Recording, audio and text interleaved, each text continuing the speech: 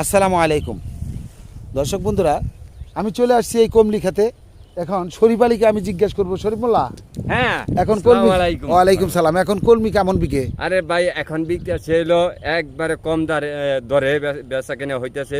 এখন আমরা অর্ধেক গড়ে খাওয়াই, অর্ধেক পাবলিক খালি আগা কাইটা নিয়ে দেই সুন্দর করে। 1 থেকে 1.5 টাকা আটি বিক্রি হয়। এখন বিক্রি হইতেছে, আমরা পাবলিকের হাতে পৌঁছে দিতেছি।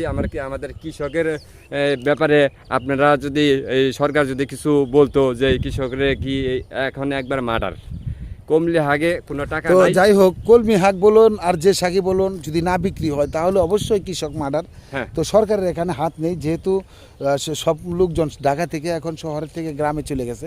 এখন আবার গ্রাম থেকে আসবে শহরে, তারপরে হয়তো আবার একটু নতুন করে বেচা বিক্রি শুরু হবে।